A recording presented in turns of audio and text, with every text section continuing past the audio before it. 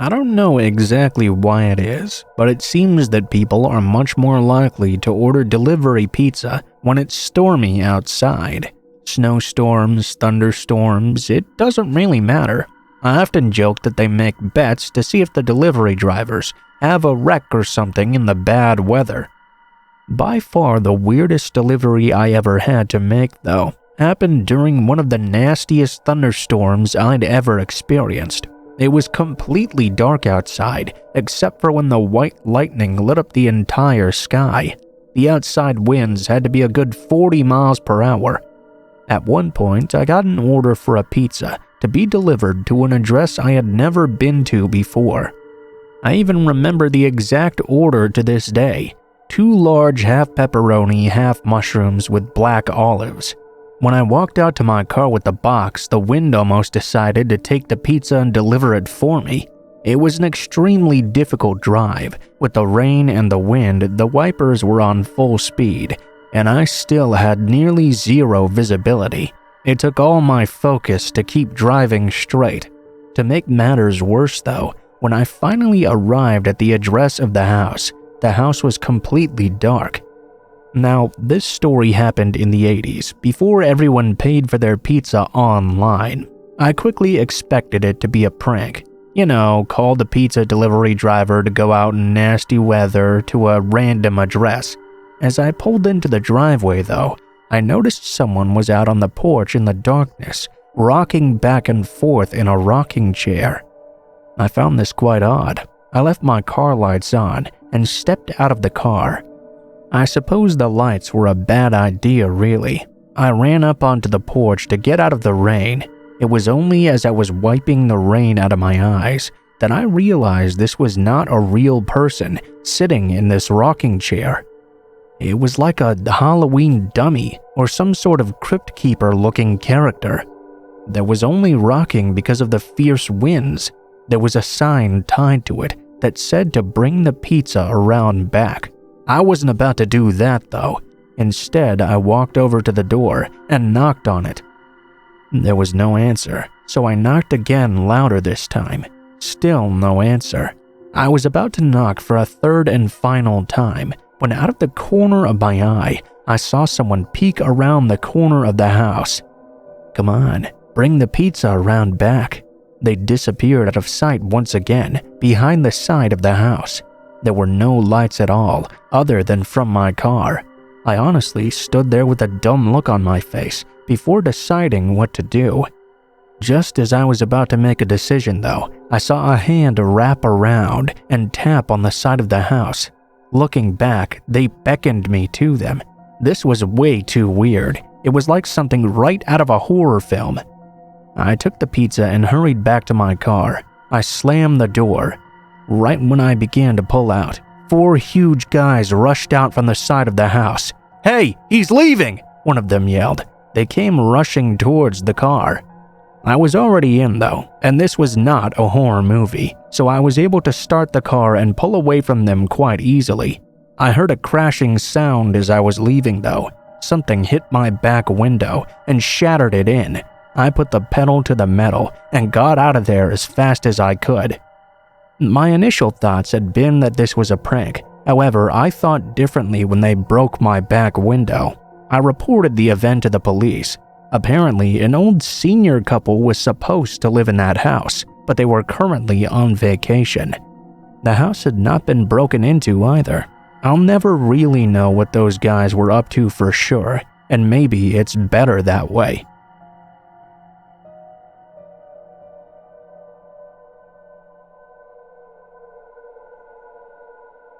I know a lot of people have a neighbor or at least someone who lives in their neighborhood that's quite a bit weird. When I was growing up, there was this one guy who lived down the block that just always gave me the creeps. The kids all had their stories about him. Also, as an adult, I'd like to think that the stories weren't true, but some of the strange things I'd seen this man do made it hard for me to believe they were fake either. Just to give you a few examples, several times I'd see him flying a kite in the middle of the night, just running up and down the middle of the street at midnight, trying to get his kite up in the air with no wind. It always seemed so odd to me. He'd also just watch people. I know some people like to sit on their porches and watch as people go by, but this guy took it a big step further. If you happened to be walking by the sidewalk in front of his house, his eyes and head would follow you. Then, once you passed by, he'd get up off the porch, walk down to the sidewalk, and follow you all the way until you turned onto another street. Then he'd stay at that street corner, watching you walk away. He'd never follow you after that first turn, though. It was just extremely strange. My weirdest experience with him happened when I was 16 years old. I had been staying over at my friend Chuck's house, playing video games. We'd of course lost track of time. It was about midnight or so when I saw a streak of lightning light up the sky. Of course, it was followed by the loud bang of thunder. I realized I was going to have to try and get home before the rain started pouring down. My parents had long since gone to bed. My friend's parents weren't exactly too keen on others spending the night there either. It wasn't too long after I'd set out on my way that it began raining too. It was light at first, just enough to make me worry, but then it began raining harder and harder. I decided that if I continued like this, I was going to get soaked and maybe even end up sick at the end of the day. I might as well try to not let it bother me though. It's not like I could turn around and go back. Of course, on the way there, I walked by that strange old man's house like usual. To my surprise, he was actually sitting on the porch, even though it was so late and pouring like hell. Like usual, he never took his eyes off me while I walked by, but he did surprise me when he jumped off his porch without an umbrella or anything and began following me through the pouring rain. I was already on edge about the storm, and this was just making it so much worse. I tried to ignore his presence behind me and figured that once I turned the street, he would stop following me like always. The anxiety caused by the loud and booming lightning, though, really didn't lend itself to me feeling relaxed at all. I turned down my street, and after going a little ways down, I snuck a peek back over my shoulder. I was extremely surprised to see that the man was still following me down my own street. From there, I started running, and I didn't look back again. I just wanted to get to my house and out of the rain and away from this strange man. The problem with running in the rain, however, is of course that the ground is very slippery. I tried to cut through my yard, but I slipped on some mud and went crashing head first into the ground. I groaned for a moment, and that groan quickly became a cry when I felt the hands of the man grab me from behind. He flipped me over onto my back and began punching me in the face hard. "Stay the hell off my street!" He began screaming over and over into my face. He had these long, ragged fingernails, and they were scratching deep gashes into my face as he hit me. I didn't know what else to do other than scream for help. I don't know if it was my screams or the cracks of thunder that woke my father up, but he rushed out of the house, saw what was going on, and ran to grab the guy off me. The man kept screaming that I was on his street and to keep me off his damn street. The police arrested the guy, and I had to go to the emergency room. The man was found mentally unfit to stand trial and was committed to a psychiatric hospital. I never saw him again after, at least not for real, but every time a thunderstorm passed through my area, I could see his face in my mind.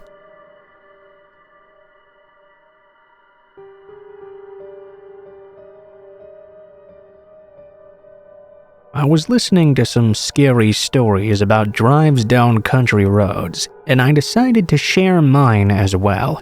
One thing I've noticed in these stories, which has tended to be true of my own experiences driving down these roads, is that often they are very narrow, and sometimes you have to drive an extremely long way before you're able to find anywhere to turn around.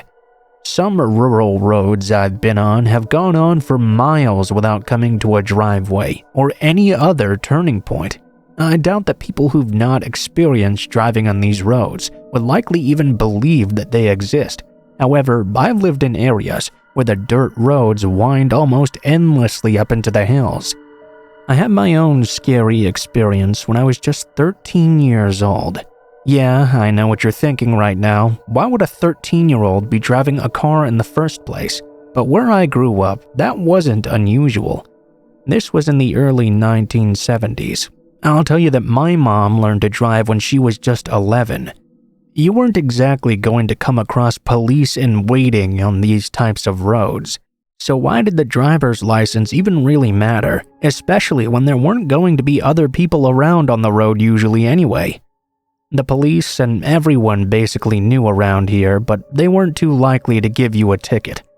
Everyone was driving before they were old enough. When you turned off the main road onto the dirt road that led to my house, there was a really small convenience store there. My dad often sent me off to get some beer for him. Yeah, the store owner was also my aunt, and she knew I was getting it for my dad, so she always gave me the beer. I picked up the beer pretty quickly. I think my dad was probably pretty drunk as it was though. I thought I'd take the car and go driving a little while myself, so I drove out onto the main road for a while. Then I turned off onto a country road I'd never been on before. It was pretty fun for me to do this, find new places and explore areas I'd never been to. I thought the country road I lived on was small, but this one was barely large enough to fit the car on the road. The woods were really thick all around, and the further I went down this road, the more and more the road seemed to narrow. It seemed like the trees were almost converging onto the road, and more than once near the ending, a branch from a tree scraped against the window of my car as I drove along. This was extremely frustrating. I had to drive very slowly because of all the twists and turns in it. What the hell was I even supposed to do if another car came down the road? There was barely enough room to fit on the road, let alone room to turn. I had this horrible thought as well, that perhaps this road didn't lead anywhere at all. What would I do if it dead-ended? What if it used to lead to somewhere, but the forest had long since overgrown it? Worst of all, what if it led to somewhere that someone didn't want me to be? My dad had always told me that deep out in these hills, there were people you never wanted to meet up with. I didn't come across any other cars, but I did eventually come to a driveway. The problem, however, was that this driveway was gated off. I didn't see a house anywhere around either.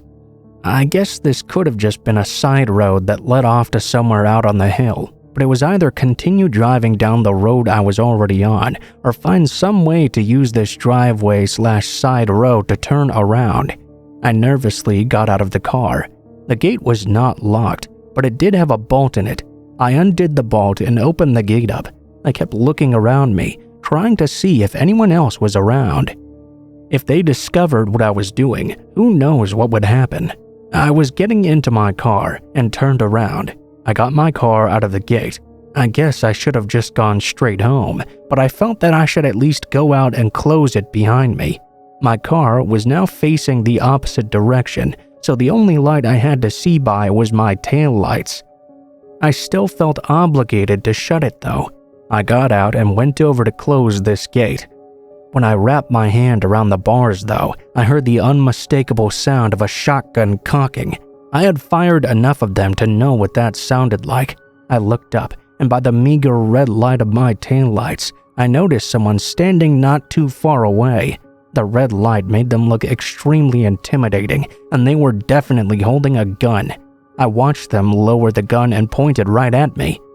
A lot of people instantly freeze when a gun is pointed at them. I didn't though. I let go of the gate and ran back to the car. No sooner than I'd slammed the door closed, did I hear a shotgun blast ring out. Miraculously, it didn't hit me though. I took off as fast as I could down the narrow and dark road. The ride back home was terrifying, even scarier than it had been on the way there. I didn't calm down till I was back on the paved road and headed back to my own home. I told my dad what happened honestly. He was more upset it took me so long to get him his beer though.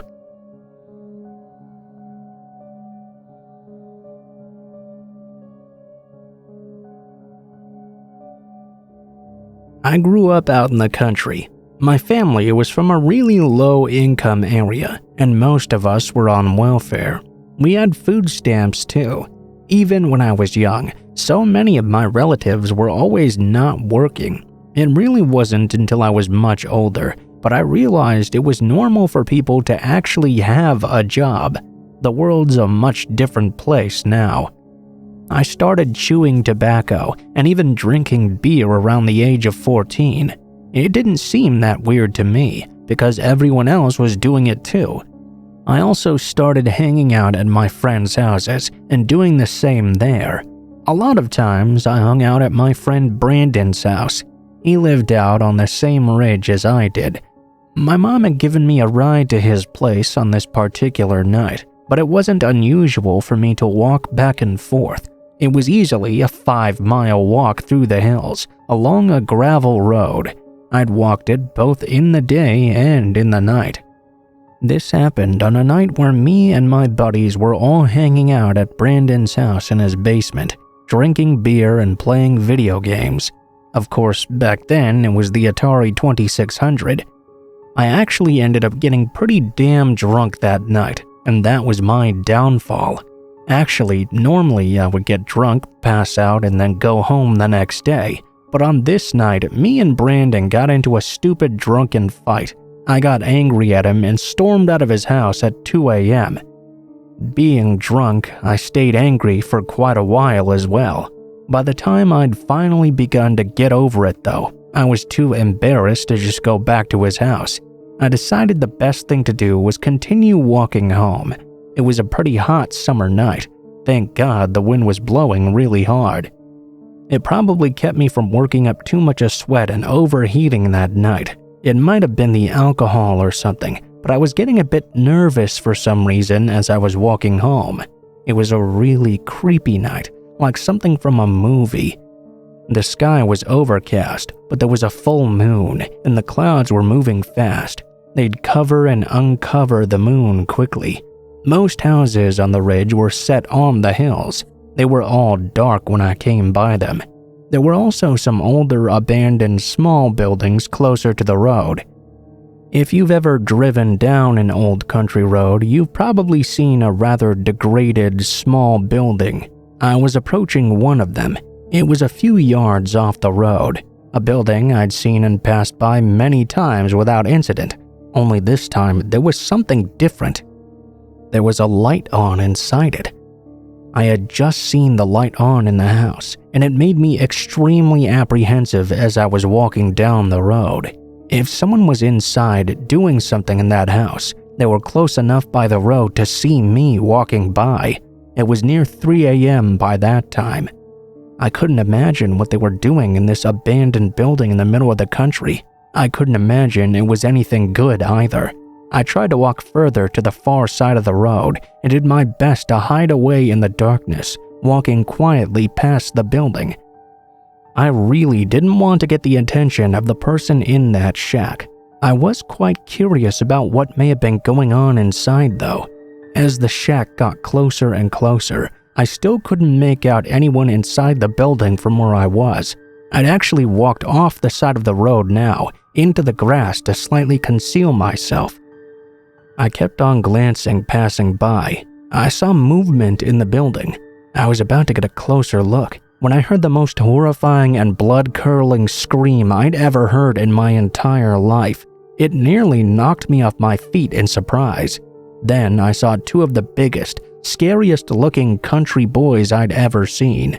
They passed by the window, and I thought I saw one of them look out at me. I wasn't sure if he'd actually seen me though. I just ran and took off down the street. I had never been so scared in my life. I couldn't look back because I knew if I did, I would see those guys running right after me. I just kept running until my sides began cramping. I kept running until my feet hurt, and I still kept running. I ran until I made it home and immediately threw up in the yard. I don't know what I witnessed that night. I don't want to know. I never walked past that building again at night.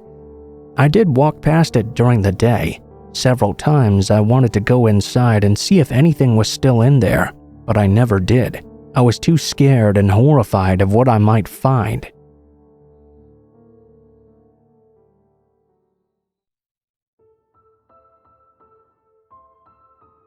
What is up, guys? Blue Spooky here as always. Thank you guys so much for watching, especially if you made it this far to the end of the video. If you enjoyed the video, please be sure to like, share, comment, and subscribe if you feel so inclined. If you do subscribe, be sure to hit that bell button and turn notifications to all so you can be notified whenever I post a new video. I try to post every night, so if you don't feel like doing that, you can come back and check every night around 5:30 p.m. and there should be a video for you.